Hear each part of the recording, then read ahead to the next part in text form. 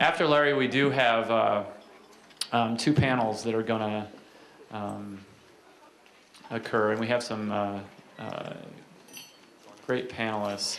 And I will, because as soon as Larry's done, we're going to start the panel with Wolf and Jane. And let me do those introductions as we go into this Q&A.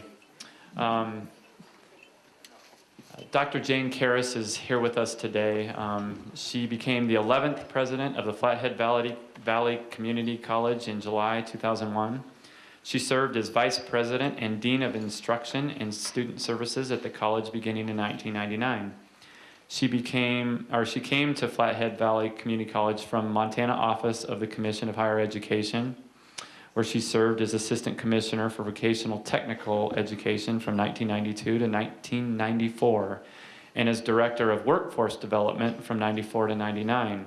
She holds a bachelor's degree in psychology in Wellesley College and a PhD in social policy from Heller School at Brandeis University.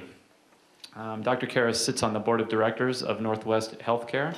She also serves as vice chair of Northwest Commission on Colleges and Universities, as a member of the American Association of Community Colleges Joint Commission on Federal Relations, and the vice chair of the Executive Committee and Board of National Campus Compact. Larry, we are going to take questions, so I'm just introducing the panelists that are directly after you. Wolf, okay. What would you like to do, Larry? I said we could just go panel and we do it all at the end. Okay, okay. Is that okay, folks? Okay. So could we have a round of applause for Jane and have her step up to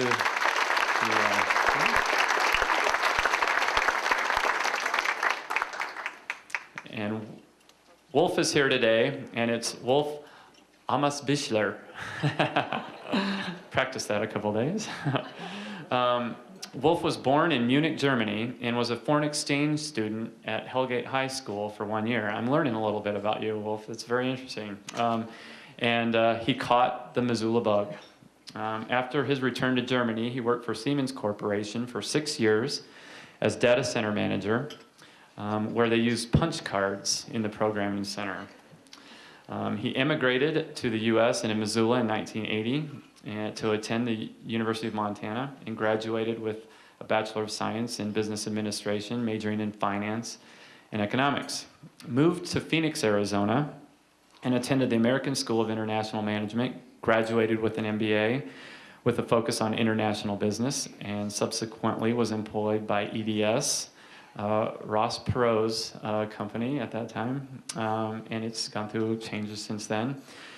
He also had a wide variety of positions, financial management positions in Dallas, Texas, and Washington, D.C., and Central Europe. He moved to Missoula in 1993 and started as job service manager in 1994. We're probably very lucky to have Wolf here, and if you'd like to come up and hit it. Wolf, while he's on his way up here, he is a big supporter of local businesses, and with an emphasis on the microbreweries.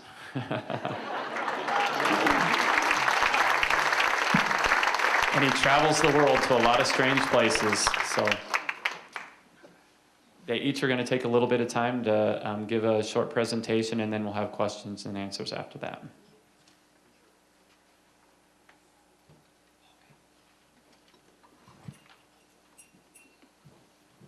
Thank you very much, Tim.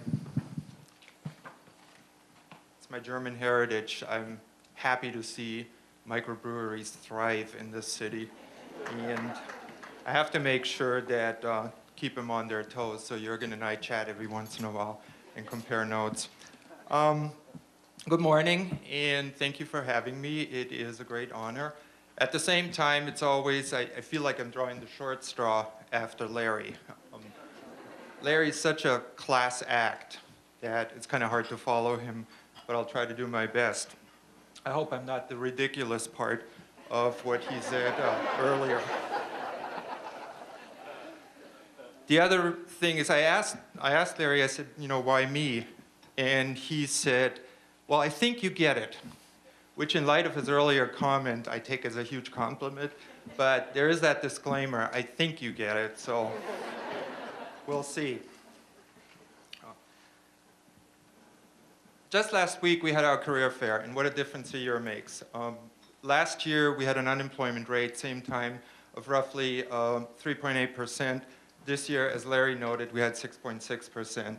There was a different feel at it. We had more education providers, and we had more people that were obviously looking for work versus a year ago. We had a lot of people that were working and were looking for something better. In other words, they were gainfully employed and they were ready to make a move and checking it out. So, little feeling of desperation almost sometimes, but different flavor. So, given the economic situation right now, I think it's a good opportunity to step back a little bit and say, what can we learn from all of this? And I think one of the big topics that keeps coming up is workforce development. And why is it such a big topic? Because we're taking a different angle of workforce development now than we used to 1 or 2 years ago. 2 years ago, workforce development was all about how can we bring more workers into the workforce. We were running pretty short, and we had companies come constantly looking at potentially entering the Missoula market and setting up an operation here saying, tell me about your workforce. What do you have? What can you do? How can you train people? That is changing now, at least as far as emphasis is concerned, to what is my next career after 20 years at Stimson Lumber? What do I do next? So workforce really encompasses a huge spectrum of topics, and I want to talk a little bit about some of the theory of workforce development, what it means, how it is defined, who's affected by it, and what does it mean for our community in terms of economic development.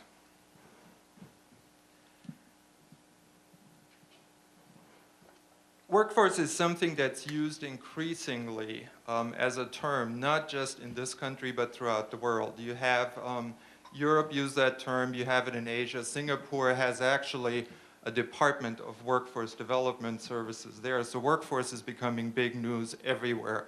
20 years ago, nobody talked about workforce, except some very enlightened people that started looking down the demographic curve, as Larry pointed out, and went, oops, we might have a problem running out of workers here.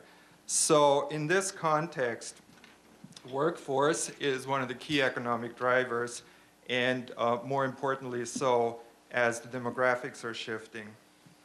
What does it mean? Workforce development, in its most simple term, means learning to work. It can also mean learning in order to work, or learning while working. All of those connotations are true. It has a very strong employment driver. Workforce is about employment training. And it is really a congregation of not just specific skills, but workforce development, besides employment training, encompasses a whole variety of activities. Recruiting, mentoring, continuing education, lifelong learning, all that is part of workforce development. At its core, it's about employment training, but I think what gets overlooked sometimes, it is not just about employment training, it's about partnerships too. One of the key drivers of an effective workforce development system, and I emphasize the word system, is that it has a variety of partners that participate in it. So it's not just the education and training community, it is industry, which is one of the absolute necessary key components of an effective workforce development system. We need industry's input and oversight to maintain an effective workforce development system. The third part of it that is critical is government for, I don't say this lightly, for funding purposes. So the three partners with some ancillary partners such as unions, for instance, is what makes an industry-driven workforce development system. The success of it depends on connections, and that particular concept has probably, especially in our community and throughout the Northwest with the layoff situation, become very apparent. We can't do it alone. We can't do it alone as a job service office or as a community college or a COT or a lifelong learning center. What it takes is the cooperation. So here is what that typically looks like when we do have a layoff. When we do have a layoff, we bring those partners together along with industry, if at all possible, and we have conversations with people that are laid off. How are you going to transition? What are you thinking about a future career? What kind of education do you need? What skills do you think you need? It is also about putting ancillary supports in place. So it is not only the unemployment insurance system that comes to bear, but things we don't think about much, like consumer credit counseling, etc. So you put a package together, and it's about partnerships, and it's about competitiveness. Next one.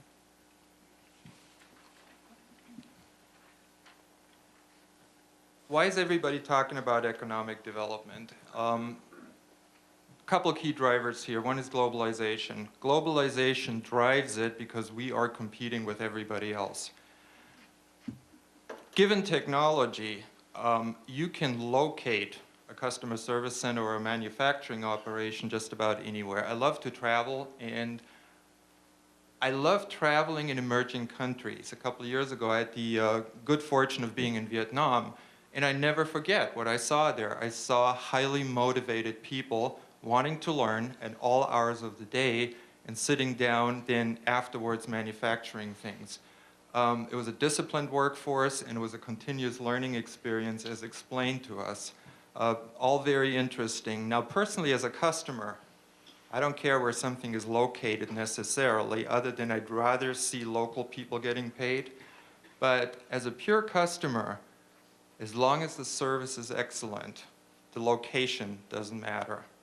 So the country with the best qualified talent pool of labor, given financing and private investment, will win if the workforce development system is top-notch. And I think that is something we sometimes forget here, that it's very, very feasible with modern communication technology to locate and source just about anywhere, and that it's the workforce that makes all the difference there.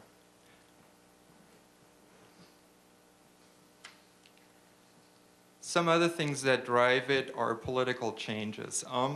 That's kind of an interesting topic to me in particular, because I grew up in a system in Germany that was much more reliant on what's called over there corporatism. That means it is a mutual beneficial relationship between industry, government, unions, and other providers. And I'll give you a couple examples of my own family.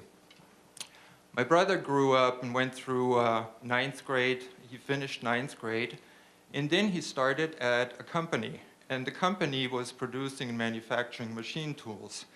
So here's this barely 16-year-old, and he goes into the company, and for the next 3 years, he goes through a mix of on-the-job learning, structured on-the-job learning, coupled with classroom instruction. The instruction was provided by certified teachers that were specializing in literacy and numeracy skills that were pertinent to that particular industry. The trainer was a master craftsman who was also an educator. So he had the good fortune to learn the job from the very beginning, in conjunction with getting paid a little more every year. And when he graduated out of that program, he was a journey-level machine builder. My sister, on the other hand, went through a commercial school that focused on banking and administration. After 10th grade, she went into a bank, little private investment bank, and learned there for the next 3 years. She retired 3 years ago. She's 47. So she did well. What I'm trying to say is here, there are different pathways, and the system appears to be more flexible than it is in this country. In this country, we tend to focus on education through schools or agencies. I think what we need to do and can do a better job of is to put the industry more into play to be one of the key drivers of workforce training. One of the slides that struck me that Larry put out here is quite fascinating. Missoula has a very high level of college-educated people and a relatively high level of people that either have no high school or only high school. and yet we keep dropping. And I'm wondering, is there a connection between those two? Are we ignoring that middle level that is specifically geared towards skills and workforce training? And I think if we don't start focusing on that and do it soon, we're going to lose the competitive race here, and we'll probably be stuck in that bottom 1/3 of the slides that we saw earlier. Finally, workforce development is absolutely critical when you have demographic shifts come in like we're seeing right now. The baby boomer generation, the picture has changed a little bit over the past 12 to 18 months in that we don't have the labor shortage we used to have in this town. Prior to that, there was a concerted effort from quite a few businesses to bring people back into the labor force that were not participating. People that had retired, people that had dropped out. And I think what we're finding more and more is that particularly for people that have left the workforce or never entered it in particular, it is tough for them to find an avenue through training to get back into or get into the workforce for the very first time.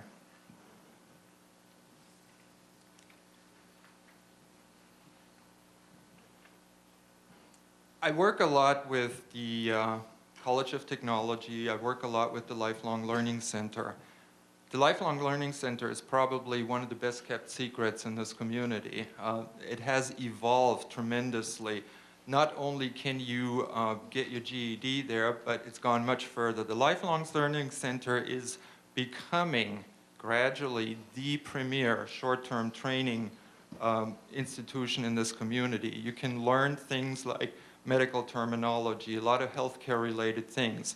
You can learn specific skills that will help you either get a job or advance in your job.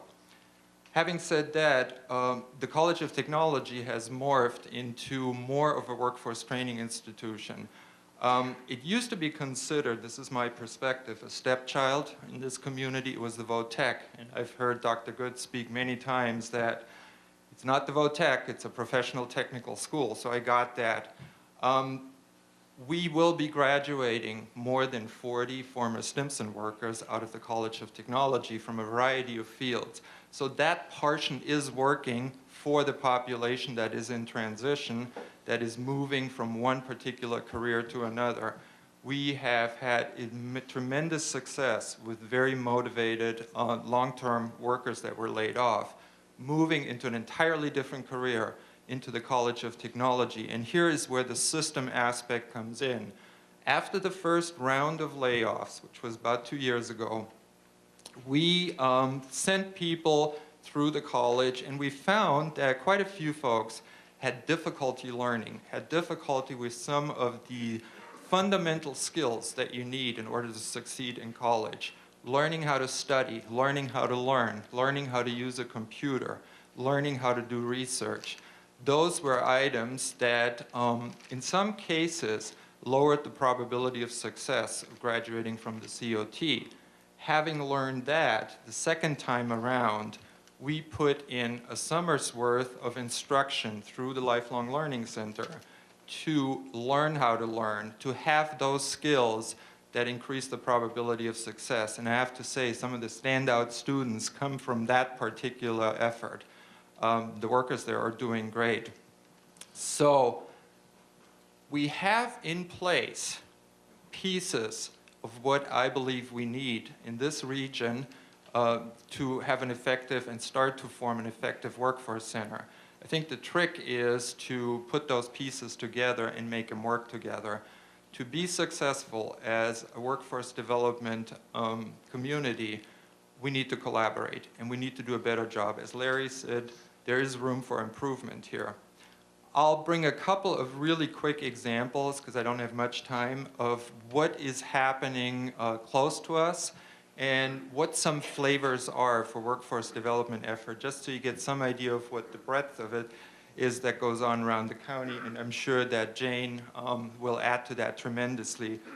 Incidentally, I have talked about the Flathead Valley Community College as an option for quite some time, because I'm astounded as to what is happening up there. They're doing a really super job. which has come in handy given what's going on in the Kalispell area.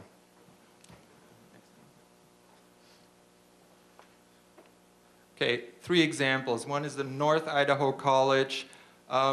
One effort in Missouri just started a week and a half ago, and the third one is something that is more geared towards urban areas, but I think it is pertinent for us here too.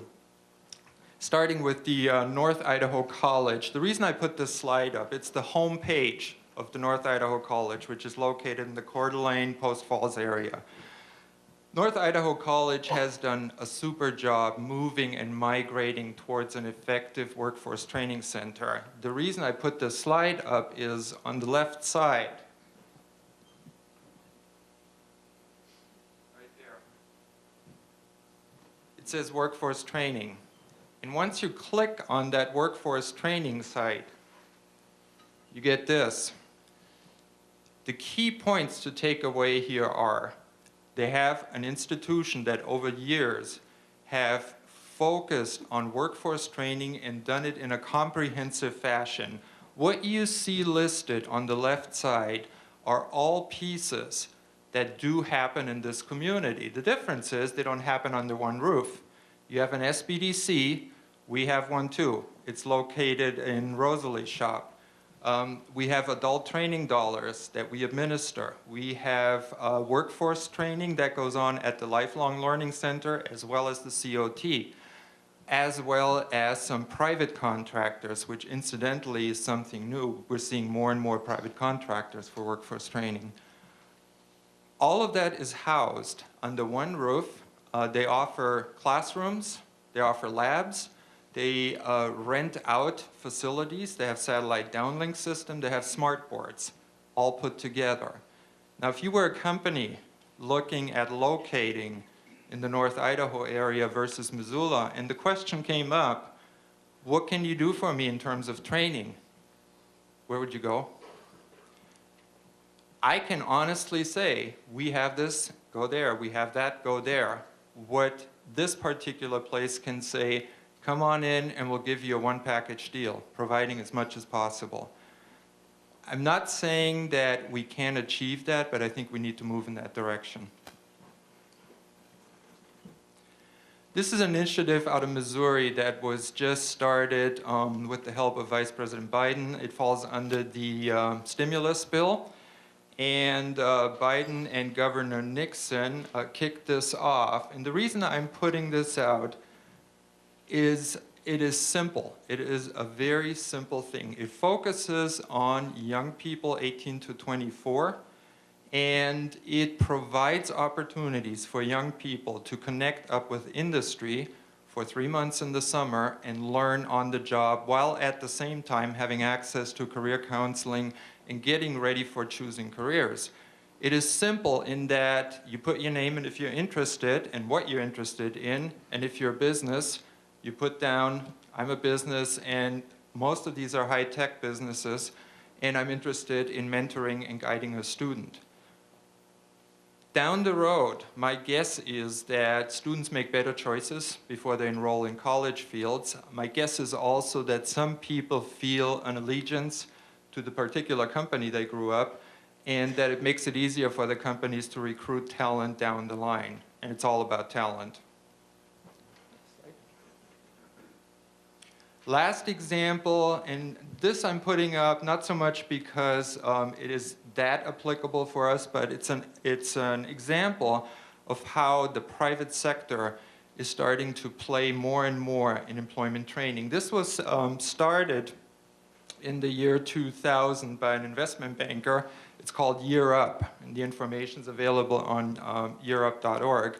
And basically what they are doing is they're taking inner city youth and people that are not participating in the labor force, again, fairly young, up to 24, and they put them through an intensive program that is based on learning before they send them out to a company. So they give them soft skills, which is one of the things we complain a lot about, not having. People don't have soft skills. They don't show up. They're not on time. They're not reliable, etc. 6 months intensive training to instill a work culture here. and in 6 months of going into a company. Part of the reason this individual has done that is, it's kind of a frightening statistic. It says that we have roughly just short of 5 million youth in this country that have not progressed beyond the high school diploma and are neither employed nor enrolled in post-secondary education. Almost 5 million, and that's probably more now. 97% of our youth across the country, this is Department of Labor statistics, hope to go to college. 63% annually enroll. 30% actually receive a degree. There's room for improvement, and I think this is one initiative that helps along those lines. All that not to say that we're in terrible shape, but to say that we need to wake up so we're not falling behind, and also to say that there are different flavors of workforce development out there. The better we solve the workforce development problem in this region, in this state, I think the sooner we'll see Missoula move back up on that notch, as we will in our region of the statistics that Larry presented. So in summary, the key points I'd like to reemphasize is that workforce development is a key driver of economic development. We have the infrastructure in place. We have the pieces here. It becomes imperative to put those pieces together and form a comprehensive workforce development system that includes and relies very heavily on industry and business participation, and includes a coalition of people that try to solve these types of problems with the backgrounds of education, training, industry, and government. Once we put the education piece together and the business and the government portions of it, I think we can move ahead and have an effective workforce development system that you can build either for the community or regionally. We have some very good partners up in the Flathead Valley, for instance, and Flathead, to me, just observing them is a good example of how our community is working together between the business side and the education side. So I'll look forward to hear more from Jane. With that, thank you very much for your patience.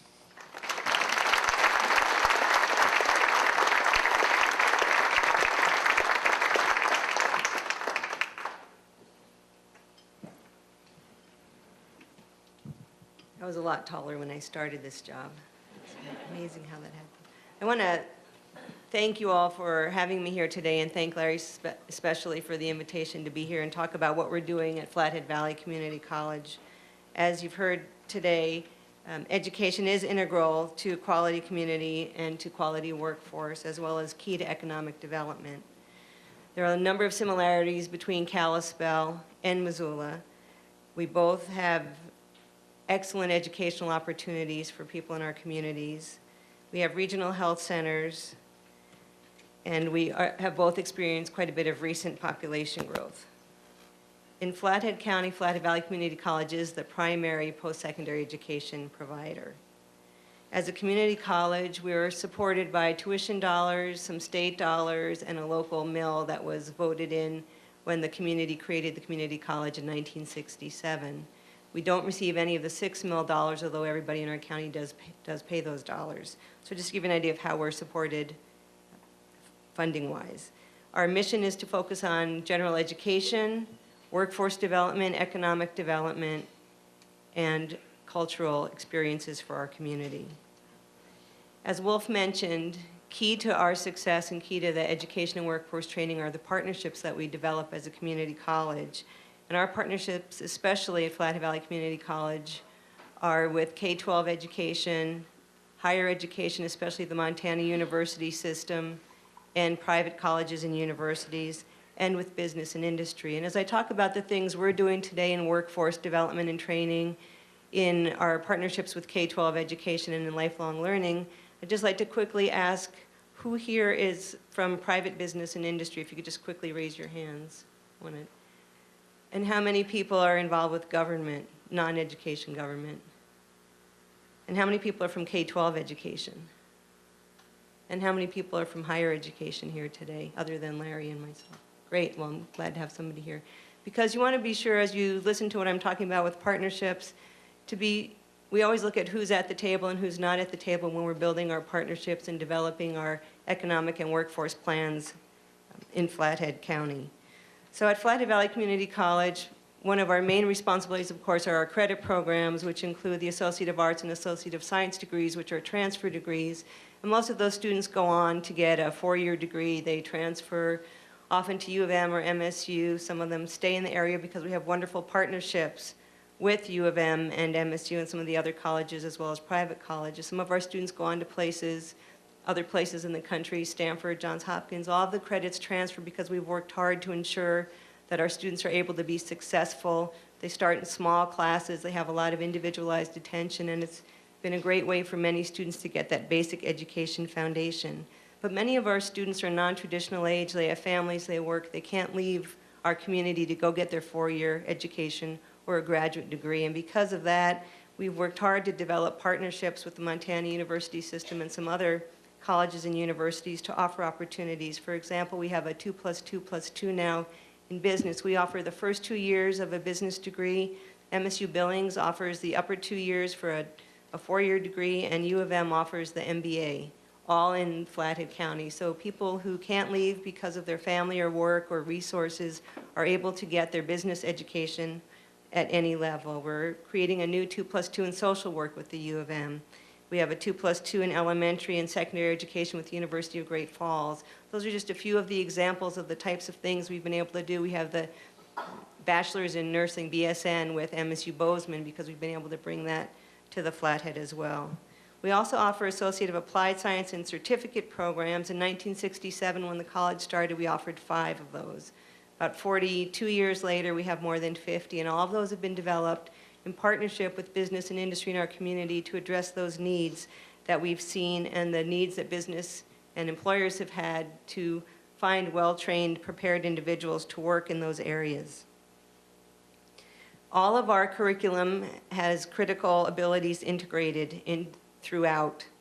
We have critical thinking and problem-solving skills are 2 of the main criteria that we have for all of our programs and all of our courses. Our faculty have developed those in partnership with some of the requests from business and industry, as well as with the upper division and programs that we work with the university system.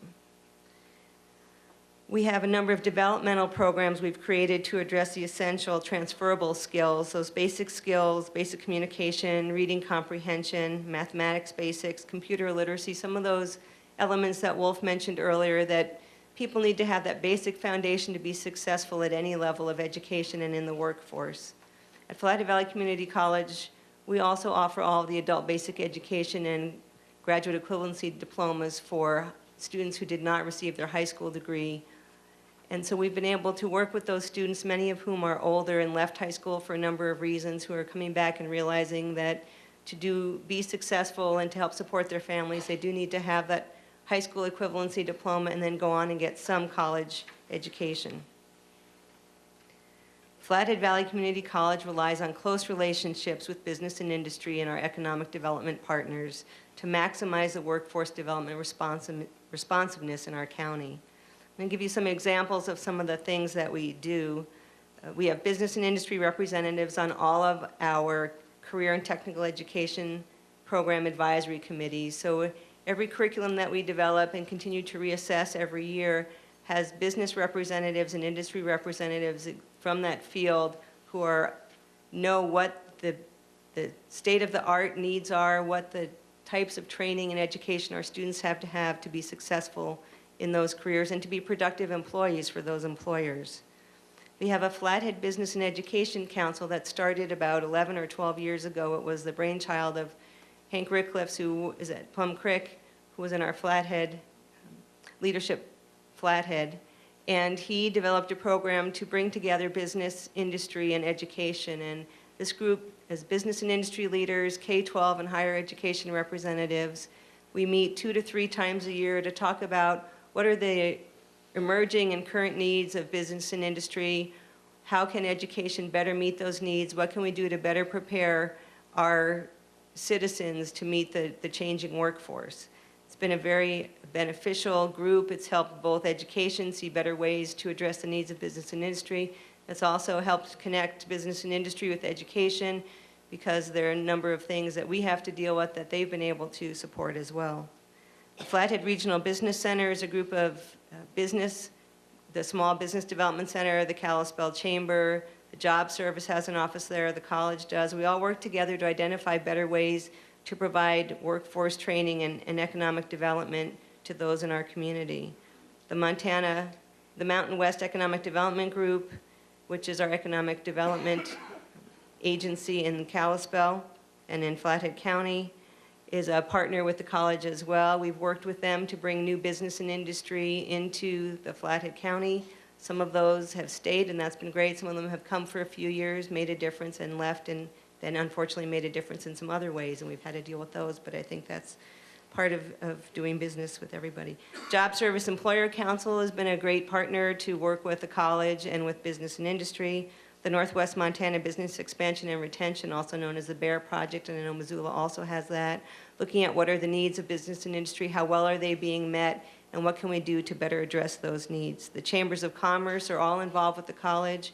We try to have somebody attend all of the different chamber groups and the chamber meetings in Flathead County. We have, I think, 5 or 6 different chambers. We try to stay connected to all of those to be sure that the needs of our local business and industry groups are being met. We also have had an economic development roundtable. The college has been a participant in that and often hosted those meetings on our campus. Business and industry partners provide us with the resources to create opportunities for Flathead County residents. And without our business and industry partners, we couldn't do many of the things that we do at the college. And I'll give you a few examples of those. The Flathead Builders Association, about 12 or 13 years ago, helped us create a new building trades program. They provided the first lot of land. They provided us with the resources to purchase the supplies and helped get the program going. Since then, we've been able to sell each of those student-built houses that have been built on site, and the proceeds from each of those homes has been able to buy a new lot and the materials for the next house. We've actually been buying 2 lots ahead over the last few years just because of the tightness in the real estate market in the Flathead, although as you can imagine, that's eased somewhat in the last year. That program's been so successful, and we have both high school and college students in it. We've created it. We worked with Salish Kootenai College. We now do it in Pablo or in Polson, and we have a program in Eureka as well.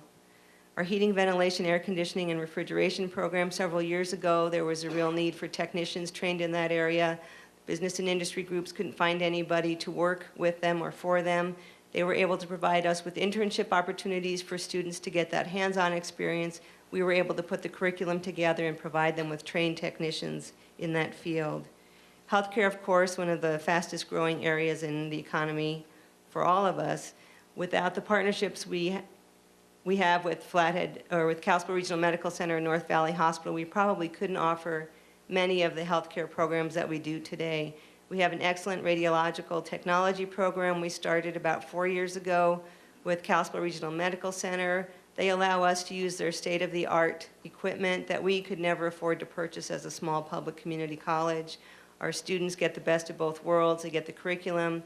They get to work on equipment they would never be able to do at almost any college because the hospital has some wonderful equipment there. The Surge Tech program is similar, that the hospital made space for us. They outfitted a laboratory surgery room for us, operating rooms. We've been able to run that program there. Our paramedicine program, they provided clinical space, not just for the 4-year Bachelor of Science in Nursing degree, but for our practical nurse program as well.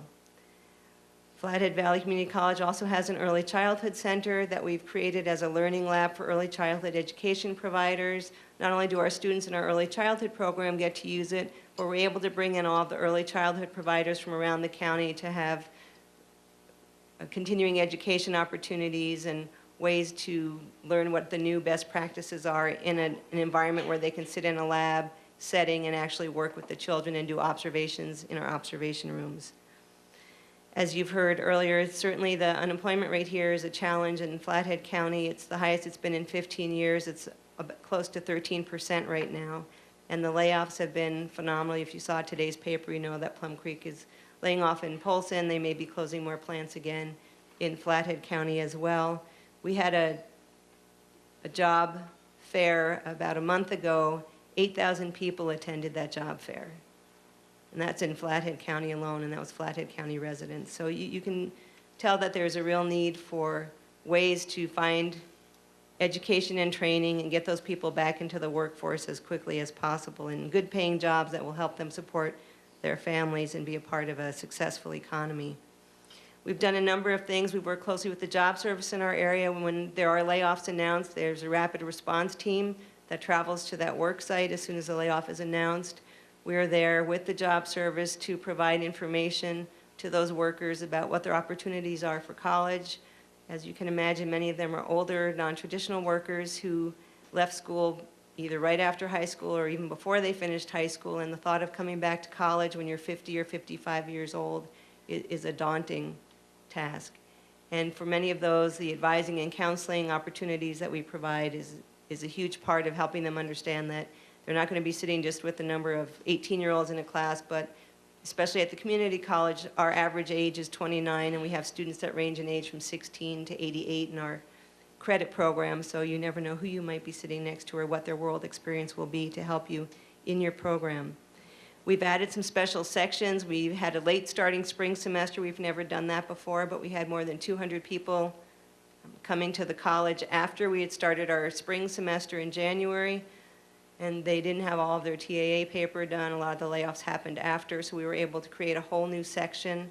We had about 125 full-time students that started that in the middle of March to have a condensed spring semester so they'll be able to go right into summer and then into fall to be able to continue their education and get back into the workforce. We also have a number of non-credit and customized workforce education and training that we offer. In the customized training, we try to meet employers' special needs. Some examples of those are we've provided supervisor training for the Flathead and Kootenai Forest Service. We've worked with Flathead Electric Cooperative to help them with conflict management, how to handle conflict management with customers. We have a leadership program we started several years ago. We started it with Glacier Bank. They had a number of individuals in the bank that they were promoting into supervisory positions and leadership positions. Those people had a lot of experience in the banking industry. They didn't have any supervisory or leadership experience, so we were able to put together a leadership program. We now provide that program to the county, to the city, and to some other private employers to help them as they promote people within their industry. With Kalispell Regional Medical Center, we've just started a new business of medicine for physicians. One of their concerns were that many physicians, although their experience in medicine is excellent, they don't understand always the entire business of medicine and how the hospital operates and all of the different factors. We were able to put together a business of medicine program for those physicians to attend. We also have programs that are offered in partnership with business and industry. The Kalispell Chamber, we work with them on their Leadership Flathead program. Montana West Economic Development, we have an entrepreneur to entrepreneur brown bag lunch every month where people can come in and talk about the different issues they're facing as entrepreneurs and small businesses.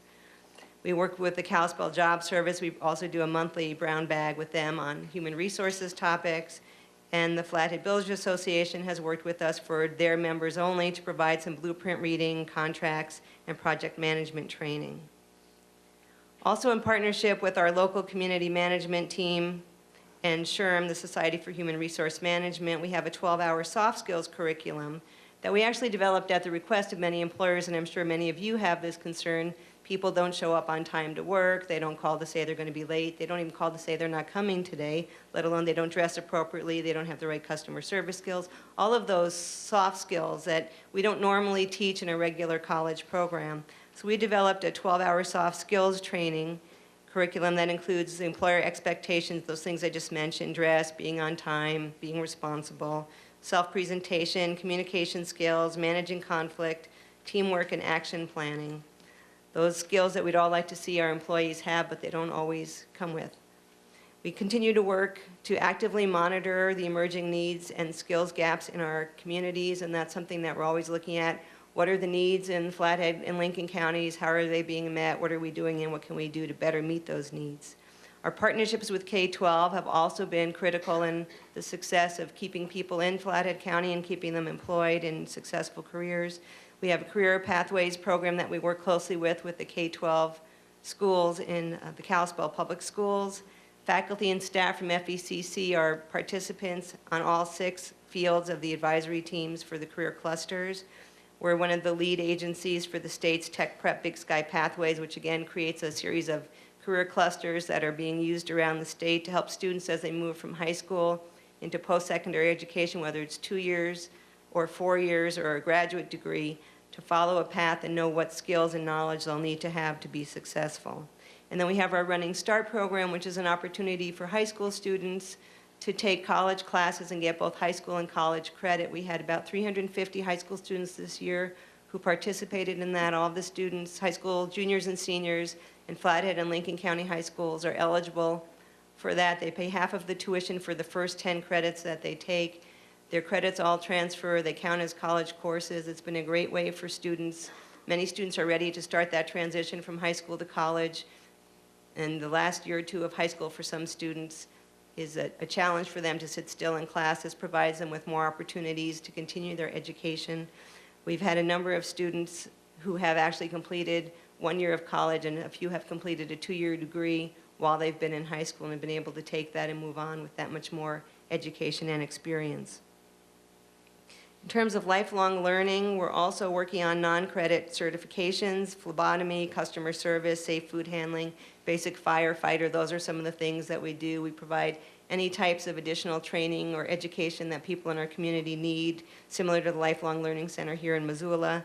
We have a kids college. We get people on campus as soon as we can so they understand why education is important and that it's not a scary place to go to college or to be in education, and school is a good thing to think of, a positive thing. It's not just, gosh, I have to go to school and learn and memorize and I can't wait to get out for the summer. But our kids college program incorporates education and learning with fun. And one of the classes that we've had, we don't have it this year, but I always call it the rocket class, although I know it has another name, where students learn the basics of math and physics and they build a rocket. And these are elementary and middle school students. And then at the end of the week, they have a contest out back to see whose rocket flies the farthest and the highest, and somebody's is stuck on the roof and somebody's is bouncing off the cars. But the great thing is that those students have learned that math and science are things that you can use for fun, and in real life, it's not just something you memorize in a class or you have to sit through somebody telling you about, but that it's applicable to your real life. And what better way to get students started early in life to understand why education is so important. We have an Upward Bound program for middle school and high school students who are first generation. Their parents haven't gone to college, nobody in their family has. How do you help them make that transition? Because it is a big cultural transition for many families. College for a Day, we try to get as many high school students as possible to experience short college classes on the campus. Wherever they go to college is just a great way for them to see what college can be and what it can do for them. Seussville University, we do twice a year. We have third graders come on campus, and all under the guise of Dr. Seuss. We have students dressed up as Dr. Seuss characters. They do math and reading and music, and everything's tied back to Dr. Seuss, but it all again ties learning into something that's fun. So getting people on campus as early as possible we think is critical to the success of the workforce and economic development. We also have a senior institute where we provide opportunities for those individuals who are over the age of 55, and economic and business information. We have an Economic and Business Information Research Center where we're able to provide data and analysis for business and industry. We offer a number of our classes through interactive video teleconferencing, so people who can't make it to campus or online classes on their computer, on the web, they're able to do that as well, both credit and non-credit. We've been working on developing an incubator for small businesses who need that extra support to get started, along with our business partners.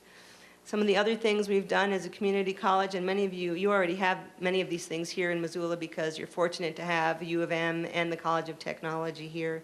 But as a small public community college, we've been able to bring in a Fulbright Scholar in Residence this year from China who's taught Mandarin Chinese. We've been able to connect with the high schools to have that opportunity. That individual's also taught classes in Chinese culture and business, so that it's been able to expand and broaden for those many people who are working in business and industry and have global connections to get that extra experience and knowledge and that perspective. We've started some study abroad programs allowing students in Flathead County some of them have never even been to Missoula, to see what the rest of the world looks like. And it's really been amazing. And I know it sounds funny, but there are a lot of people, and I'm sure there's some students here in Missoula that haven't been out of this county either. But it's a way to get those students in this world to understand that the world is not flat. Everything that happens around us is critical to our success. We've started an honors program thanks to the support of the Davidson Honors Program here, and we're looking forward to having our first class of students do that. For many students who can't begin their education here or at another four-year school, they can start at FECC for an affordable quality education, transfer to an honors program. There are many more opportunities, and none of these could be done without the partnerships that we have. One thing we do is we always continue, as I mentioned, evaluating what we're doing, how we're meeting the community needs and the success in meeting them. Each year we hold a series of community conversations where I think we've sent out several hundred invitations to business leaders around Flathead and Lincoln County, and I'll have breakfasts and lunches with them all over the county in every town that we serve, just to find out from them, to kind of update them on what we're doing, and then find out more importantly from them as a community college, what are their needs, how are we meeting them, and more importantly, where is the gap and what can we do to meet that. Education needs the support of business and industry and economic development groups, and vice versa. It's really a symbiotic relationship. Without business and industry supporting education, education supporting business and industry, we can't have those many things, I think, that Larry and Wolf were talking about earlier in building a quality workforce and a quality place to live. So thank you all very much for your time, and I appreciate the invitation to be here and share with you the many things we're doing.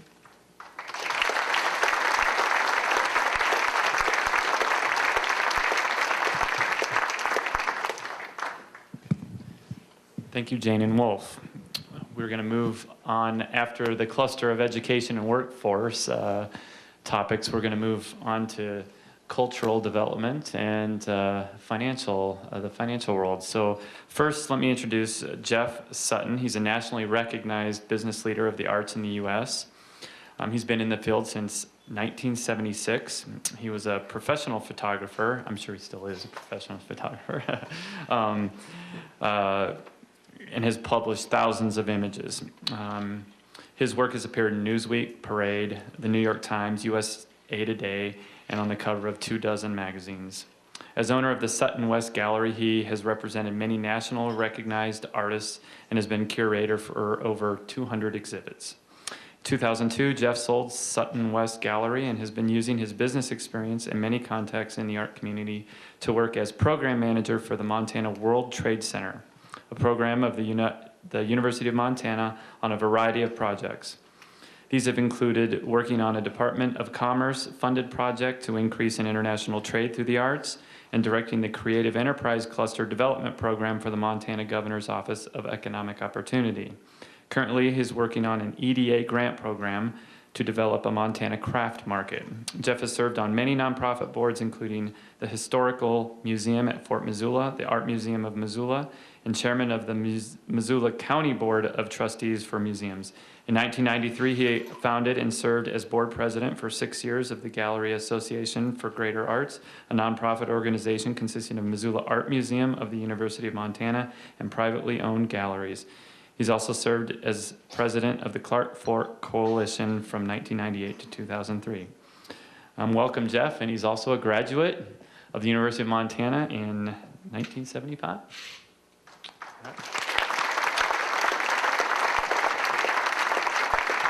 I'm going to go on to introduce our next panelist, Hal Frazier. He's a senior vice president and senior credit officer from First Security Bank.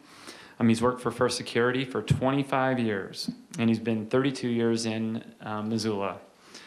He is a University of Montana graduate. He's a Billings native, and he has been in banking since 1965, 44 years. So Hal, why don't you take a seat?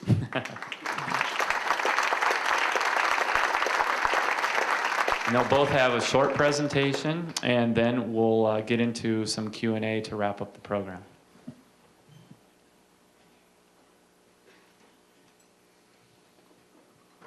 Good morning, everybody. It is a pleasure to be here on one of Larry's tours of economics. I've asked him to speak at a lot of places, so I think he's getting back at me today. It's nice to be with all of these recognized panelists that have done such a good job. And Jeff, you will do a good job, right? I think all of us are in this room today because we have a commitment to sustaining our community and our quality of life. And we've got a lot of things that go into that. Good jobs, good housing are primary things, but around Missoula, there's so many other wonderful things to do and so many wonderful things to see, and especially surrounding our natural resources that we have as being the centerpiece. Larry kind of asked me to talk today about the tools and the collaboration of how things get done in Missoula and how all of you can think about getting things done in the future. One of the tools that I've had a privilege of being associated with for 17 or 18 years is what happened about the legislature about 30 years ago, and that was the creation of tax increment financing through urban renewal districts. And one of our favorite sons, John Toole, was mayor at the time, and I think had a whole lot to do with creating some of that legislation. I wasn't here when that actually went on, but that's what I remember about it. The urban renewal district, the initial one, was created in downtown Missoula in about 1982. Over 25 years of building infrastructure and motivating investment, there's been approximately $20 million of grants and subsidies given from tax increment through the management of the Missoula Redevelopment Agency into projects that has probably motivated a little over $200 million of investment. So between 82 and 2005, that's what happened in Urban Renewal District 1. It did sunset in 2005, so a lot of all the money generation and the money available for projects slowed down a little bit. But probably what a lot of you don't know is that in the next few years, well, even starting before that, there's also 4 other renewal districts in Missoula, urban renewal districts, and Urban Renewal District 2, which actually started about 1995, as I recall, has had a lot of use. That's where the Safeway project is. That's where the mill site project is. And there's literally probably 50 or 60 other projects that have had the help of the redevelopment agency and grants for things in that area. There are some sheets of paper that I put out on your tables. There's not enough for every one of you, but you can kind of follow along geographically to see where the existing urban renewal districts are. Urban Renewal District 2 kind of starts at the railroad track down West Broadway and goes west a little bit to just past Russell Street, and it goes south to approximately 3rd Street, a little bit south of 3rd Street. And that is a district that is being used a lot and has generated a lot of tax increment. Urban Renewal District 3 is out on the 93 corridor, kind of starts at Rose Park and goes out to about Kmart. It goes down Mount Street, continues to the west on Mount. It goes down South Avenue. That district hasn't been used a whole lot yet, but there are probably a half a dozen to a dozen projects that have been helped since that district was formed. There is money available in that district, and I think that our staff, hopefully Ellen and Chris would agree with me, that we are looking for good projects to do in that district. The next urban renewal district is the Riverfront Triangle, which takes up the old Fox site. It kind of runs from the middle of West Broadway and takes in that triangular 6-block area that runs down to the river. It runs from where Front Street cuts off of West Broadway and runs just a little bit to the east of Orange Street. And we have formally advertised for projects on that site. And then the 4th district that is brand new is what we call the Front Street Urban Renewal District. It runs approximately from the Wilma Theater, takes in the new First Interstate Bank building. It runs to Madison Street, and it runs from the river edge up to the middle of Main Street, East Main Street. So there are some things that are starting to pop up there. What I wanted to do, just so that you have some practical knowledge of what has happened, I'm going to read through several grants that have been done that you may not have known about, that came, the amounts of money that came through the redevelopment agency that motivated other partners and other organizations, government agencies, that sort of thing, to get projects done. Brennan's Wave, MRA has about $200,000 into that. The California Street Bridge, about $200,000. Caris Park, over the years, about $1.75 million has gone into that area. In fact, the first urban renewal district was created to start at the river and really use the river as the centerpiece. And so the first monies were spent on the trail systems and on Caris Park and those sorts of things that surround that. We've done $1,800,000 into the Currents Aquatic Center at McCormick Park, which was just opened 2 or 3 years ago. We have about $400,000 into the Florence Hotel site. We have about $3.5 million into the Fox site. We paid for tearing down the Holiday gas station, the old mustard seed, and the whole garbage dump that was under that piece of ground, which cost about $2 million to remove, so we could make a developable piece of ground there. That's a lot of money, probably the biggest single thing. Missoula Art Museum, wonderful project. We helped motivate that project by giving a challenge grant early on, a couple years before they actually got the project put together. We have a total of $600,000 into that project, but they had to meet 2/3 with additional money, which they did, and were able to start their project. The North Side Railroad Bridge has $1 million into it. That's the one that goes over the railroad tracks,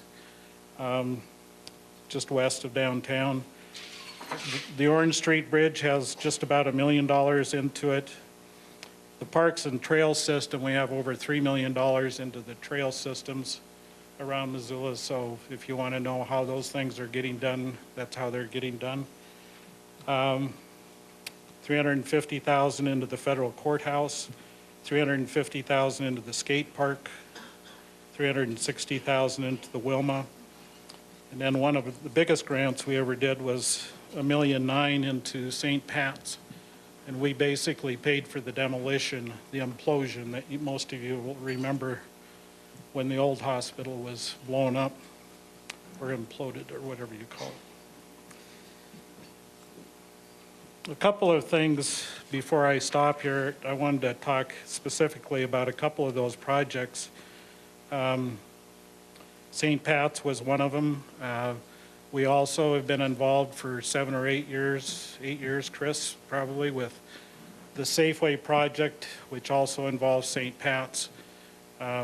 Again, we've heard a lot about good jobs and good paying jobs and workforce training and so forth. And the healthcare industry, I think, deserves and has received good support from the MRA by continuing into that project. We do want to see the hospital campus expand. So there's a lot of money that we put into that. But the interesting thing about that project was that it includes the Western Montana Clinic, which is a tax-paying property tax entity. And even though the hospital doesn't pay property taxes, we were trying to figure out how to get money into that project. The clinic does pay property taxes, and those top 3 floors on the new hospital building generate almost $400,000 a year in new property taxes. So our $1.9 million investment was repaid fairly easily in 4 or 5 years, and that has happened already. So that's kind of the way we think when we're looking at projects, to judge them and, you know, where's the win-win situation? MCT, the Central School Project, is another one. MRA was involved with that from the very beginning in 1988 to pay for a feasibility study for $10,000 to see whether Central School could become a performing arts center or not. Could it become the office building for MCT?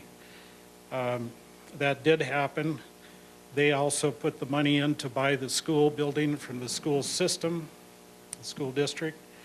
That was $300,000, and the requirement in the development agreement was that MCT had to, in turn, put at least $300,000 of improvements into that building. And they had 3 years to do that. And within that 3 years, MCT put about $2 million of improvements just into the central school building. That project also got involved in collaboration with CDBG grants, and that was primarily because of job creation. And I think when that project was started, there were about 26 employees at MCT, including the traveling tour actors. Today, there's about 140 full-time employees at MCT, and we did get a $500,000 CDBG grant that had to meet certain employment considerations, and those were met in the first 5 years. Anyway, just a couple of how you motivate projects. I want you all to be thinking about things like that. I think I'll cut off. We've gone a long ways today, so I'll wait for questions. Thanks very much, everybody.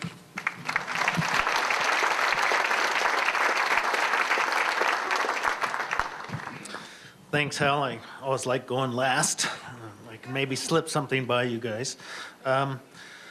First off, just a little bit of background about what I've been doing with this Creative Enterprise program. I'm going to give you some definitions. I think it was stated that I worked as the Director of the Creative Enterprise Development Cluster for the Governor's Office of Economic Opportunity. It was quite the mouthful to try to get out to people. My colleagues just decided to shorten that and call me Cluster Man.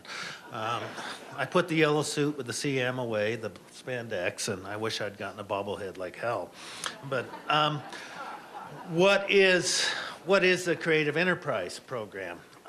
One of the things, I'm now located at the business school, and I kind of like to tell people that, in my careers, I've never taken a business class, I've never taken a photography class, I've never taken an art class, but what I have learned is how to be creative. And, I kind of learned that as a young kid. I was really a small kid, and I started thinking creatively about how to make money. And there was this bully in my neighborhood who used to come around, and he'd have a nickel and a dime in his hand, and he'd go, "Jeff, which one do you want?" And I'd take the nickel. He said, "Why'd you take the nickel?" And I said, "Because it's bigger." And one of my friends said, "Don't you know the dimes are worth more?" And I said, "Yeah, but if I ever take the dime, he'll never ask me again." So I learned a long time ago that there's other ways to make money. Let me just give you a quick definition of what the Creative Enterprise Cluster is. In Missoula, the companies and individuals that produce and use creative form, design, sound, and language are the basis for the Creative Enterprise Cluster.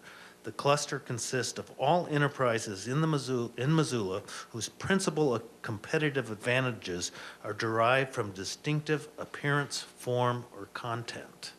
So people who are creating things in a creative manner, theater, opera, whatever, those are the creative elements of our community. In Montana, and I've been working a lot in Montana, and my bio is a little late. My EDA grant was about 3 back. I'm now working under a grant through the Small Business Administration doing micro-business development around the state in the creative arts. In Montana alone, we have about 9,000 full-time workers that just work in the creative enterprise sector. That generates about $750 million, or about 3.5% of Montana's GDP. So, we are making an impact. The creative enterprise sector of Montana's economy is essentially the only economic element that you can find in all 56 counties. There's always a craftsman or a quilter or something in each of the 56 counties in Montana. So it's something that we find all over the place.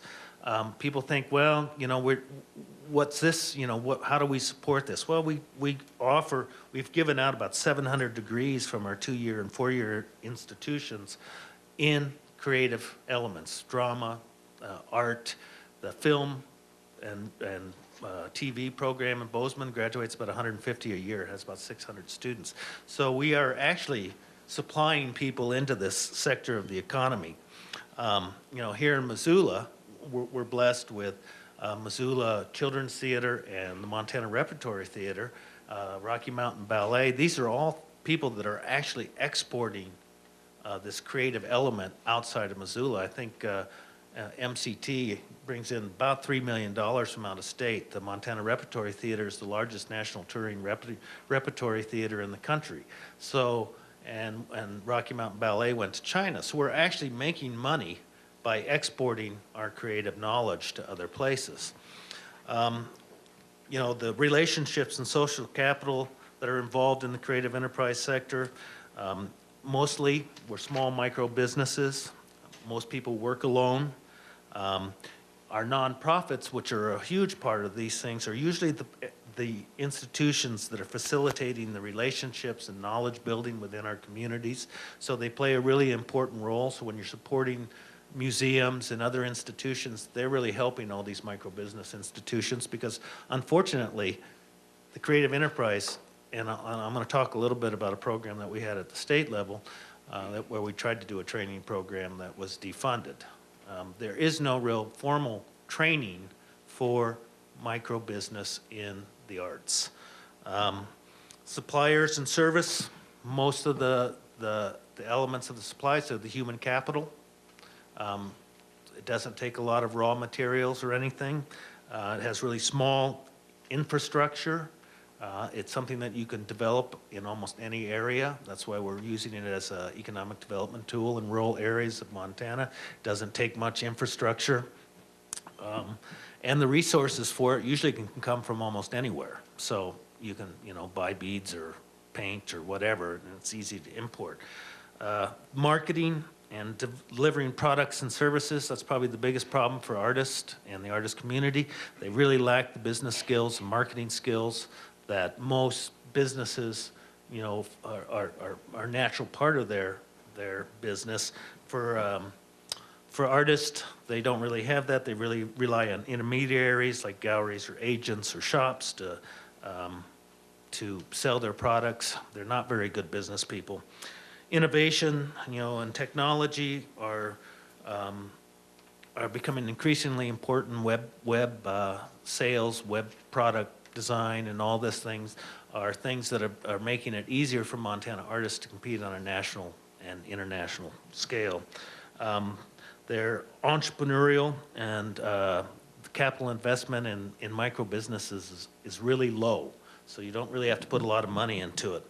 There are challenges because it is dominated by small entrepreneurs and micro businesses, and the creative enterprise sector really lacks recognition as a developer of wealth.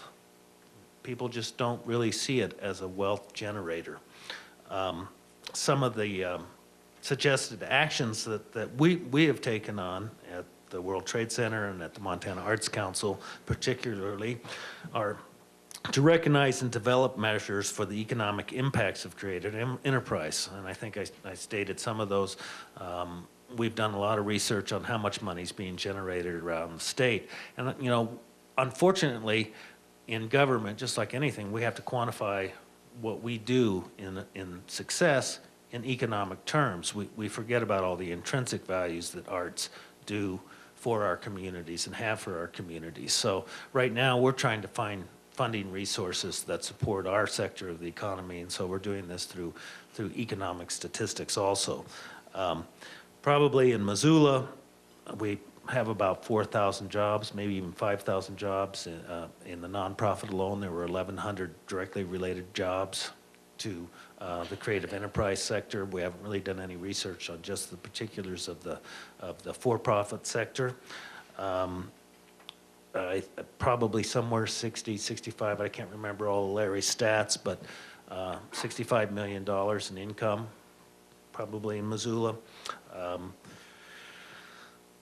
One of the things that we've talked about is expand and emphasize design competencies in secondary and in the high schools, using the arts to integrate into other programs to bring creative elements into design. This is something that we can do fairly simply. Recruiting technical talent, you know, by branding Missoula as a really creative place. You can get more talent to come here because people want to live in a place where there's great creative juices flowing, and you can integrate the arts with business really in home design, in product design, in all the business elements. We need to promote Missoula's galleries, studios, workshops as tourist destinations, and promote and support classes and workshops that are operated by nonprofits. I mean, Missoula Children's Theater is starting the school that's going to bring people here. Rocky Mountain School of Photography has people that come for 3-week, 6-week, 8-week, 12-week residencies that take up rentals, buy food. These things we can really work on to say, you know, come to Missoula. It's a great place to live. We have a great community. Let's work on all these things that are actually bringing people here. And then connecting Missoula to distant places. We can use our sister city relationships and all our international connections to promote Missoula International Choral Festival, all these international things that we have. We have, I don't know, 60 relationships with other universities at the University of Montana. I'm doing my bit to take Montana artists around the world. We've had art exhibits in China, Ireland, New Zealand. I took Missoula Children's Theater to Ireland last year, and we showcased their product over there. These are things that we really think have great value to other places in the world, and when people see it, they go, wow, you guys are really, you know, happening there in Missoula. So, you know, I'm really proud to show these things off to people that come here and to show us off in other places. We went to Ireland 5 or 6 years ago on a trade mission. Our biggest success was we were selling hot tubs out of Omega hot tubs out of Stevensville, Montana. But what really got us all the exposure is we opened up an art show at the same time as the trade mission. So Montana delegation arrives with trade mission. We were on the national TV. We were in the papers and everything because of the art show. And everybody knew we were there to do business. So it got great exposure for all the other Montana companies. So we have a real value. And you know, there have been economic studies about the impacts of the nonprofits and everything in Missoula, and it's really, really important. I know Dick King, I think he's gone now, but oh no, there he is. I remember him, you know, bringing prospective companies that were looking to locate by my art gallery or down to the museum or whatever, just say, hey, we've got something really going on in Missoula, and it's a great cultural place to be. So I think you can't stress enough the importance of what culture brings as an attractor and an amenity to quality of life, which is something that Larry was talking about. So I think with that, I think we are getting close to leaving this up to questions, and I think Larry's going to come up and take some questions.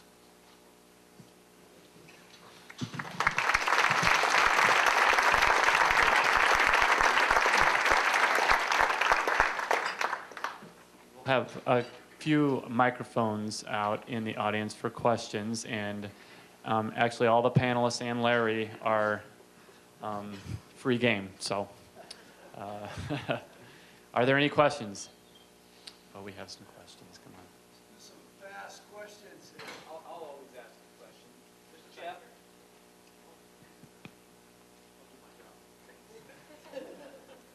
Jeff? We just finished our master plan for downtown, and there was some discussion about creating sort of an arts campus or area of town near MCT.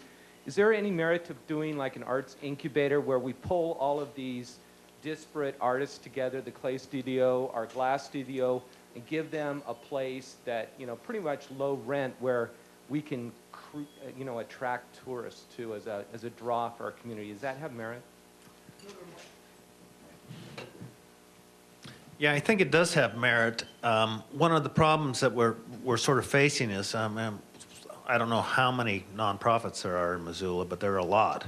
And there is a huge repetition of services in accounting, bookkeeping, space rental, all sorts of things. And I think there really needs to be some sort of focus on long-term sustainability for all these groups. They're all competing for the same monies and maybe with some government help and common location. Just, you know, it's just because you're a new nonprofit and you have something of value, it doesn't automatically qualify you for the support of the community. And I think we really need to start looking at that as both a problem and a blessing. I mean, everybody wants to do something here that's great for the community, but how much will we be able to support?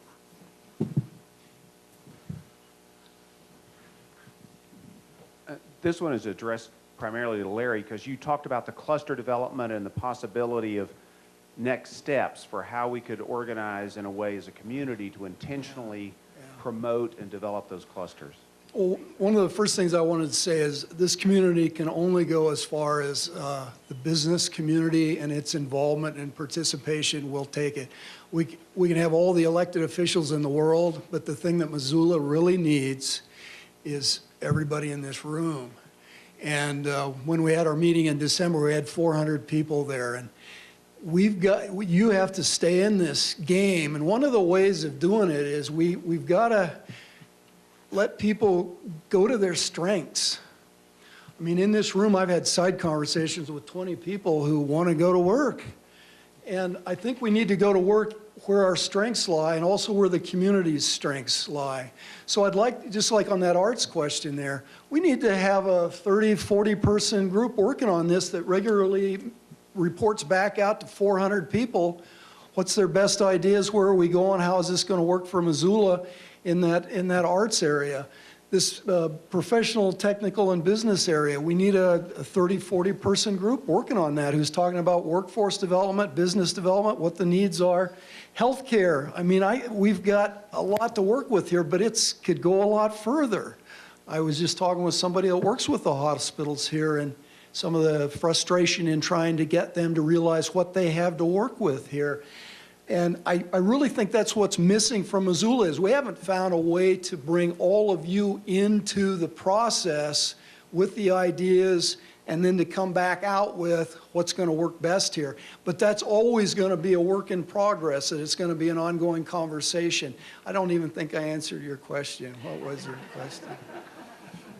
Well, could you speak a little bit more to what could be practical next steps on how you would organize those One of the clusters? things, yeah, that's what it is. One of the things I'd like to see is I'd just like to see us in 3 months or 4 months let the 400 people that have been around this gravitate to where they want to go. Somebody do all that work, organizing it, and then work on ideas and strategies and what we could do. Because I think what we try to do is we try to do it all at once and can't do it at all, or we work in our respective partitioned off places and we need to bring all of that together, but in an organized way. So in 3 months, I'd like to see us report back out on where are our strengths, what are our needs and opportunities, and then really focus on then what comes after that. Because I don't think we've got that laid out yet, and nobody else is going to do it for us.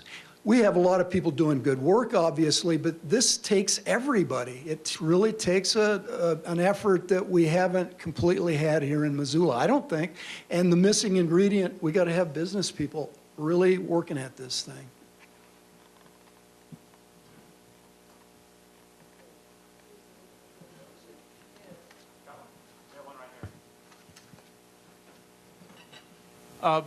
You're talking about all the peer measurements of the different communities, Larry. Yeah. And I know Bozeman gets higher ratings in a lot of these things. Are there any particular reasons why you think Bozeman has improved so much over the last 10 years or so? Just to run through some of these specializations, and I didn't get to these charts, but if we look at professional and technical services, Bozeman's right at the top. It just goes right to your question. Use the mic. Sorry. Yeah, here we go.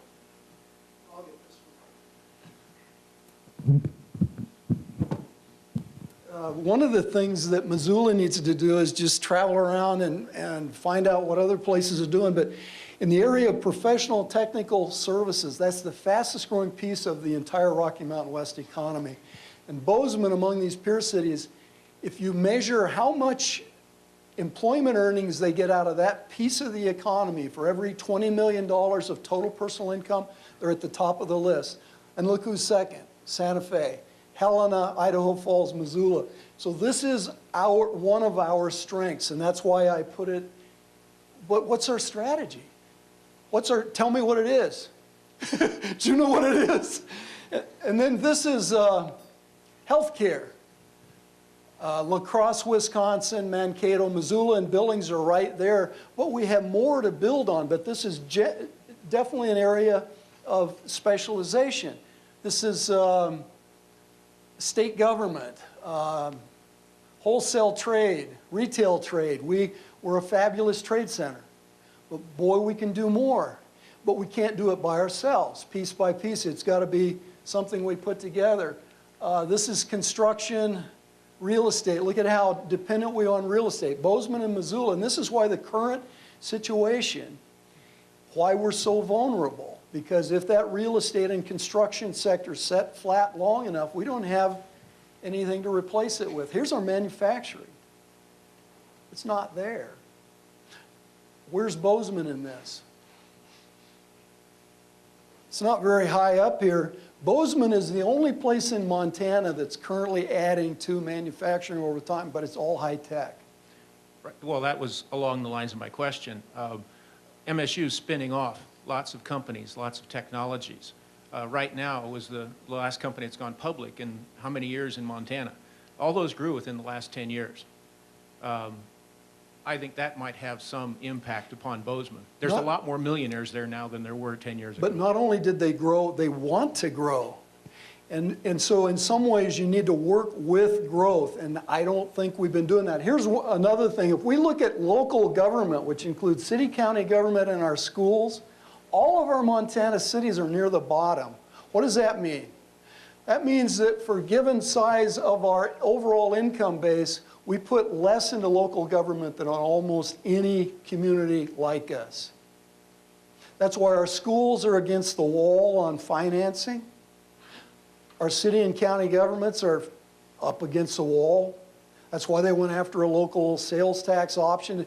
But see, this is another, this facet of our community, they can't keep up with our growth. As a consequence, they become a liability rather than an asset.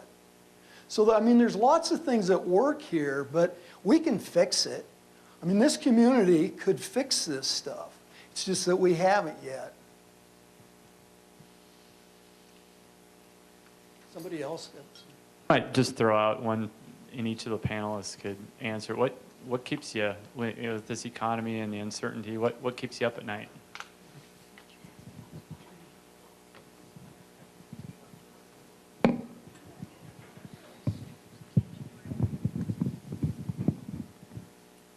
Actually, not that much. You know, I think we're fortunate that we have a very strong healthcare sector, which is stable.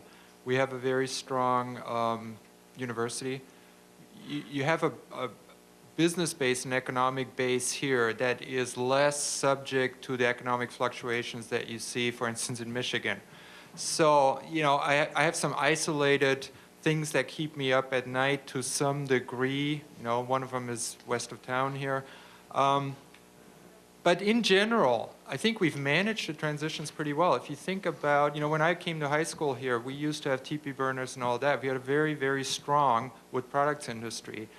There isn't a whole lot left of that, and yet I think this community and this region, to a large degree, has done reasonably well making that transition over to diversifying its economy and not being as subject to fluctuation. What keeps me up at night, if anything, is losing ground, because I try to keep my ear open for what are other states doing, what are other communities doing, what is happening internationally, and there's room for improvement for us to stay competitive in all this. And what keeps me up is that we're slipping, possibly. So re-energizing to keep up with it is, I think, what's needed.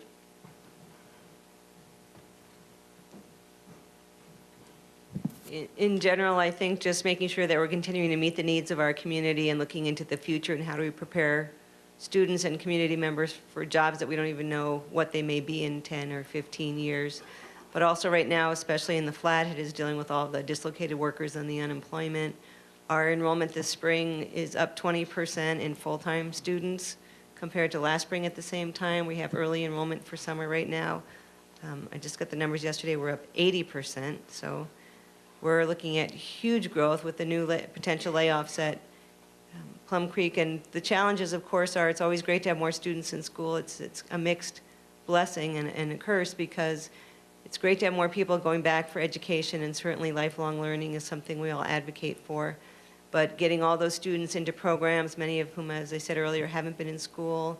The way we're funded is based on a full-time equivalent model, but the numbers of bodies are actually many more. We may have 1,550 full-time equivalent students this year and have over 3,000 students actually coming through the doors. Each one of those students needs special advising and counseling and transcripts and paperwork. So the amount of work when you have a limited workforce at the college is huge, and limited resources. So those are some of the things I'm focusing on right now.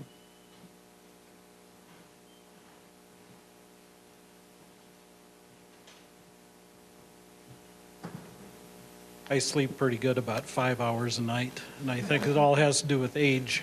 I do think way too much when I'm sleeping, and that's usually what wakes me up, and a lot of it is one of the big things that I'm worried about in this community is sustaining a lot of the good things that have already happened and are going on right now, and sustaining them with the people, just like Larry is trying to engage everybody here to get busy and to get working on things to make this community better. I think part of this bubble of population and age is there's a lot of good people in Missoula that are reaching kind of the end run, and a lot of them that I've worked around for a number of years, and I worry about that. I worry about who's going to take over the leadership of a lot of these projects and these nonprofits and do the collaboration and think through it.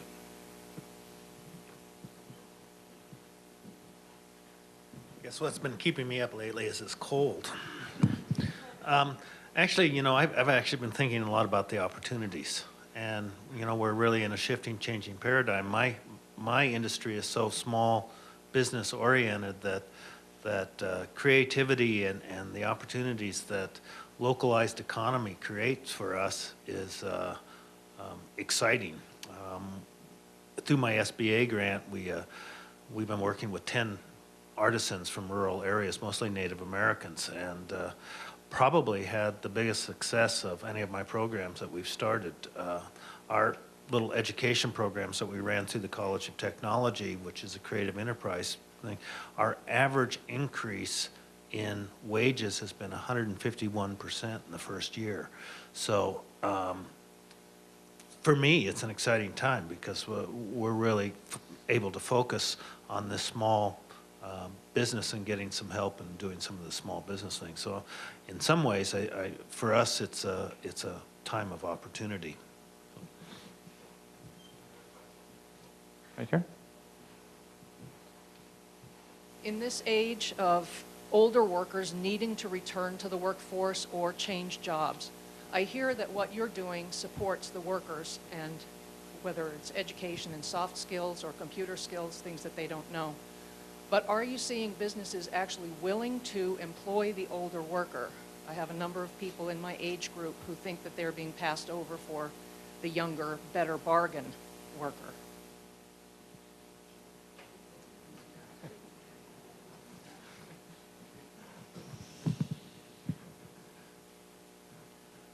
Had you asked the question 2 years ago, I probably would have given you a different answer than right now. I think we're in an economic downturn, obviously. So one of the trends that we have seen is that as companies downsize a little bit, they're taking a very hard look at who's their most valuable player, and that does not necessarily mean that the older folks are not. I think there are perceptions, especially in an economy that is slow, when you're older, that it is your age that's keeping you from gaining employment.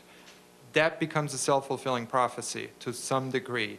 I have not, from my experience, seen it actually happen. For every older worker that says, you know, I can't get hired because of all the gray hair I have an employer that says, an older worker has a good work ethic, will be on time, come to work, has a basic set of skills, has maturity, I don't have any HR problems in my organization. So I think a lot of it is, it's almost an escapism to say, well, it must be my gray hair that keeps me from getting employed. We have hundreds of people coming through that are younger than 40 years that have the exact same problem. They can't get employed.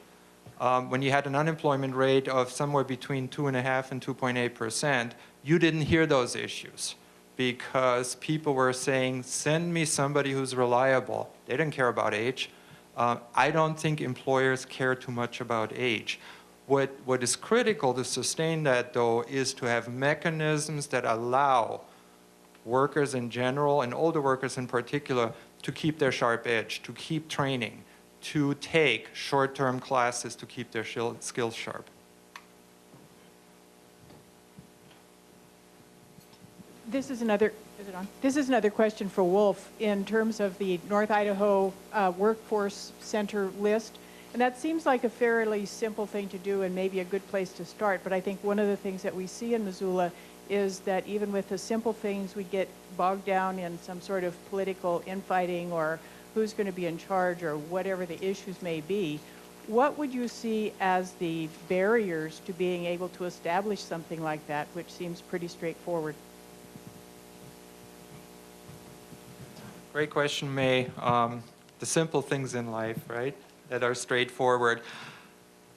Nothing simple when it comes to education here in this state in particular, and I'm speaking now from just my personal experience. What makes logical sense to me is to have an organization that is independent, flexible, can react very quickly to changing demands, and put something in place. Larry made a good point, and I've said the same thing. Why would you take an adult education system that is supposed to focus on workforce training and keep it in Missoula County Public Schools? Missoula County Public Schools has plenty of challenges without worrying about adult education, and adult education is fortunate in that they're being left alone. Having said that, they're still subject to some institutional things that are going on there. They're limited in what they can do. Then you have a College of Technology, which should be one of the primary workforce training organizations and fulfills that role to the best of their knowledge. We're not giving them a modern facility. We keep them in a university system that, my opinion, treats them as a stepchild and says, you are my remedial institution. That defeats the purpose. So if we could accomplish something, personally, what I would do is take both of those organizations, take them out of their institutional confinements, have them partner with the university system, and wrap a private sector-like umbrella around it. And that way, they have a motive to succeed. Make them for profit. You know, North Idaho College 10 years ago, they contracted out training to China before it was in. They actually sent trainers over to China and they made money doing that. So why not build a training industry here, a workforce training industry? But given that adult ed is part of MCPS and COT is part of the University of Montana, I don't think we're going to struggle with it.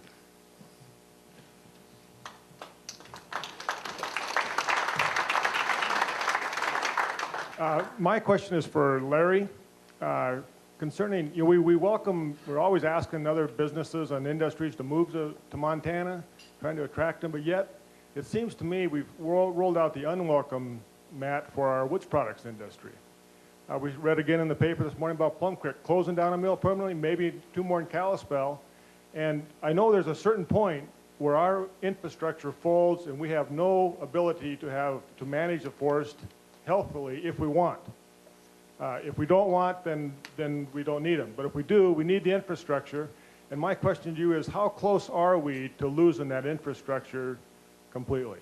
Well, there's other people that know that way better than me that are in this room, but yeah, that's the thing that right now we have to salvage part of that industry because there's a big job just in maintaining these forests. We know that with some of the infestations and some of the dying trees. But so you're going to see all of this is a transition of this industry. It's moving from just a outright extractive industry 10 and 15 years ago to now part of what I think is the conservation sector of the Missoula area. Wood products industry is a part of that.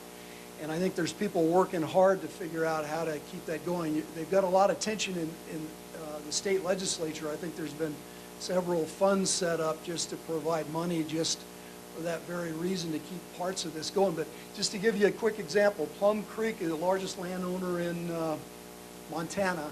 What's the largest landowner in Idaho?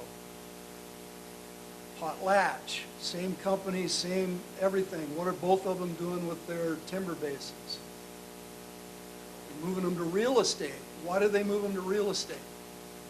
What's the present value of private timber land managed in perpetuity for wood and paper? What do you think it is, present value? The numbers I've seen is $300 to $400 an acre. What's the value of that land as real estate? It's a simple proposition. I mean, it's not anybody against a particular industry, but that's part of the transition. However, we still got to figure out where we go from here, and there are people working on that right now. So.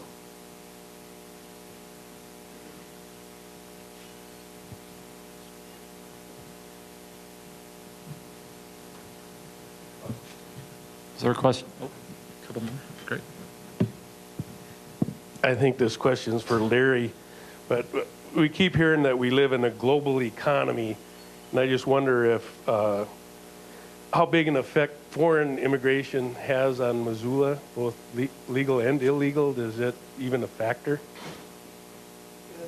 You really don't have, I mean, almost all of the net migration into the interior West. One of the things that's really characterizes it, it's mostly domestic, meaning it's coming from somewhere else in the United States. And if you look at where it's coming from to Montana, it's Washington, it's California, it's Texas, Arizona, Minnesota. They're primarily other western states that people move into the interior West, and they come from those areas. And it's only a few 100,000 people to begin with in terms of what it is. However, over the next 10 and 15 years, one of the biggest trends in our region will be the growing presence of the Hispanic worker. And so all you have to do is go a little bit west. You hit Boise, for example. You can't go to a work site where it's not primarily a Hispanic workforce. And if you look at the numbers, 10 years at a time, that workforce is moving its way into the interior West. So that'll be a big part of our future, and it'll be a response to the tight labor market that we have here. But up to this point, you know, we're the most lily-white, non-diverse population in North America. Which isn't necessarily an advantage. Hi there, Kelly Durbin, small business owner, but kind of asking a question wearing my new hat as the newest member of the Consolidated City Planning Board in the middle of the biggest rewrite or rezone, depending on which side of the political fence you're sitting on. My question for you might be for Larry or for anybody that wants to comment.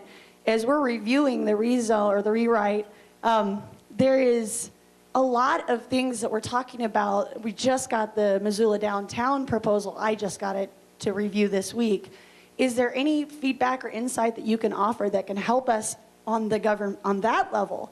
Because we're advising the city council and we're spending up to 10 hours or more a week reviewing it, and there's a lot of implications. I don't know if any of you have looked at any of it, but I'd love feedback because I'm paying attention and I'm trying to soak up as much information as I can from the citizens that show up, and the ones that show up typically are a little bit afraid of growth. But also as a person that understands the need for that, do you have any thoughts or perspective on, as we are rewriting the zoning or restructuring it or whatever you want to call it, do you have any help? Well, I'm like one of those, probably most people in this room, quit going to those meetings a long time ago. What's that about? Nothing can be done in this community without planning. Most of what we need to do economically at its base is a planning foundation. Hal's had more across-the-board experience in all of that as anybody. There's redevelopment that's got to be built into that planning framework, but one of the things we've really got to build into our planning framework is how we make this economy work. I really think we do. If it's not built into that planning framework, that planning framework will sort of always be at odds with where we're trying to go strategically as a community. As I was listening to you, I'm sitting there going, wow, this information, as far as I can tell, isn't 100% at least from where I'm sitting, and I'm a gymnastics coach. But from where I'm sitting, I'm not hearing a lot about economic development, and as I'm looking at the zoning, I'm not convinced that there's a lot in there that has to do with our economic development. So I would love to look closer at your report that you gave today so that I can reference it to the current changes that are being made to see if, in fact, the changes we're making might potentially support some of those industries that you would like to see have that focus and improvement. So. Thank you.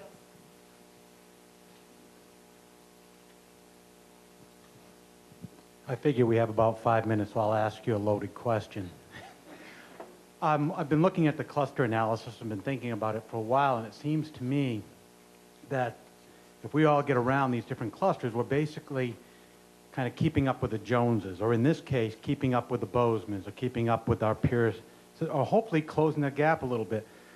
But I also wonder, is there any distinct competencies or advantages that Missoula has so that we're not constantly on this wheel of trying to keep up with somebody, but we create something that's unique to us, that's very difficult for other people to replicate, and therefore we're not always in this. I can see this right now getting around these analyses. So can't Bozeman, so can't these other people, and they can keep up with us. But how do we create something that's very tough that they can't do that gives us a long-term sustainable advantage? Well, that's why there's a lot more work to do on this, because in some ways I just came out of the data with these. In other words, I said, where are we already strong and where are we growing? And you can just look at it. And you can take that forward into some things that are beyond these, that are like a conservation cluster, arts and culture, entertainment, recreation, and tourism. But there probably is something just off the chart that would be even more distinguishing.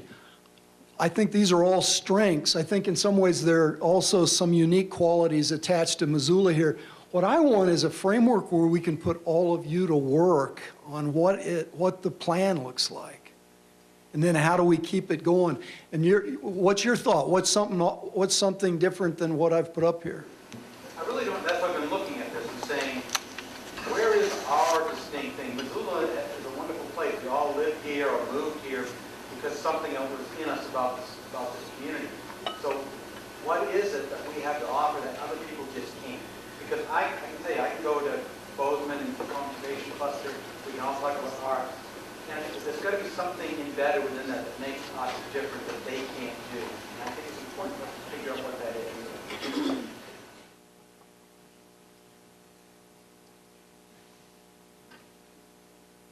I'll take a shot at that. I think it's our arts and entertainment, and we have that in spades over any community in the Rocky Mountain West. And that's one of the reasons my wife and I chose to move back here in '94. And I'm a Bobcat, but the football team here is a lot better too. So those are big differentiators. thing I might just add to that, I saw a Sony presentation that they did at their annual meeting not too long ago, and they were showing a bunch of slides with some funky music on it. And one of the things that I thought was very interesting was that the top 5 growing jobs in the United States today did not exist 10 years ago, which to me, that makes the opportunity vision part of the discussion today unbounded. So I thought that was a interesting thing that Sony had put up there.